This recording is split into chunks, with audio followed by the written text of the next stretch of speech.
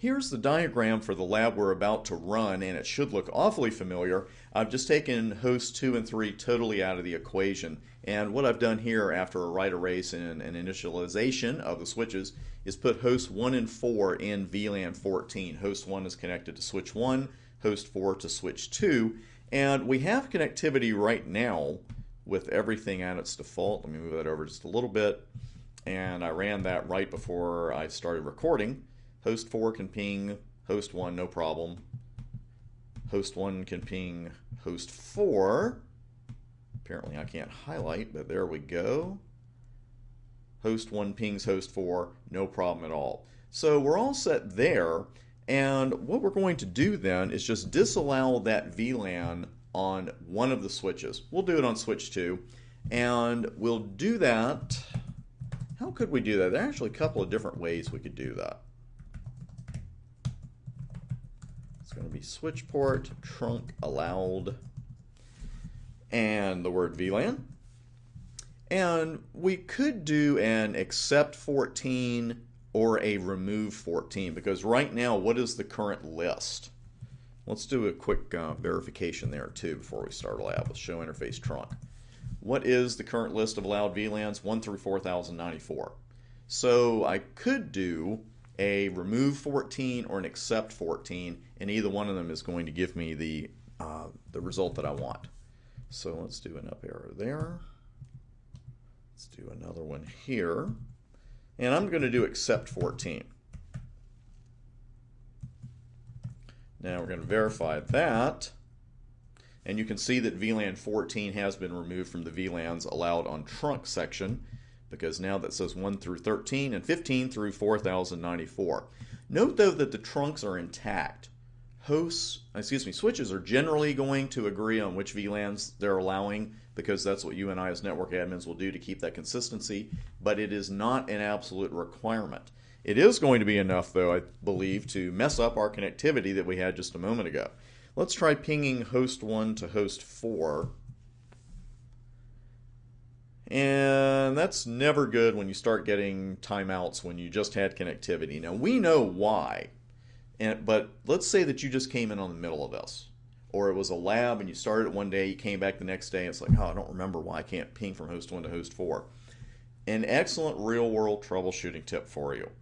Don't start your troubleshooting at layer 3 of the OSI model just because you're on a router. Don't do it. You always want to start at layer 1, of course, because without the right cabling and the right connections, nothing above that's going to work.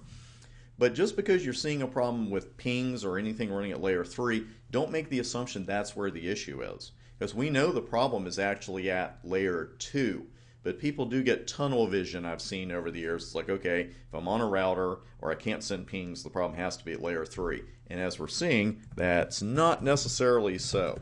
Let's try pinging 10.1.1.1 from host 4, and we're going to get the same result. Now, this isn't part of your switching study, but what layer 3 command could I use here to get a little more information on what's actually happening with these packets? Because ping is a great place to start, because it'll tell you, point blank, hey, you have connectivity to this IP address, you can't reach this one, but it doesn't tell you why. So we got to go a little further, we got to dig a little deeper, and that usually means a debug. What debug could I run here to get information like that? I like debug IP packet here. I'll get my little message, and I'm going to send the pings again. Of course, I have to give you the obligatory warning. It's very serious. Do not run debug IP packet in a production network unless you are sure about how much information you're going to get back, because it can really hammer your device if you run that command on a busy network. So here, we see everything we pretty much expect to see. You can tell by the timestamps to the left that the pings are going out every 2 seconds, and the IP address, we know the source, we see the destination, we see sending. If you're looking for the timeouts, for the periods, they're way at the right side here, right after sending. That's not a period ending a sentence. Those are actually the ping timeouts. But the thing is, we're seeing sending. So the packets are actually leaving. In the route and T-shoot courses, we will see situations where the packets aren't even leaving the current router, which is why I like to run debug IP packet. It's telling me whether the packets are even leaving the router in the first place. and they are leaving. Now, what do I need to do before I go to another router and start running debugs for my other host? Because remember, these are Cisco routers I'm using for hosts. And what you should do is a UAll, easy to remember, short for undebug all. Turns off all your debugs. So let's go over to router 1 or host 1 here, and we're going to run debug IP packet. And we're going to see just about the same thing. Of course, the source and destinations are reversed as we would expect, but the pings are going out every 2 seconds, 5 packets every 2 seconds, just the way we expect. They're just not coming back. And again, don't spend all your troubleshooting time at layer 3 when your pings don't go through, because you always want to check layers 1 and layer 2 first. So if our host can't ping, we need to undo what we did on switch 2. Right after I do a UAll. I thought you had me. There's nothing wrong with leaving your debugs on in a lab environment. Just go back and turn them off before you start another lab, because all of a sudden you'll have stuff flashing up on the screen. It's like, where's that coming from? So let's see. Let's go over to switch 2. I'm going to run my interface range command again. And switch port trunk allowed VLAN. What are my options here? What would work? If you were in an exam and you were asked, which one of these 5 options, add, all, accept, none, remove, what could I use here? I could actually use 2. I could do add 14, that's probably what I'll do here. But since 14 is the only VLAN that's been disallowed, I could put all, just allow them all again. But I'll just do add 14.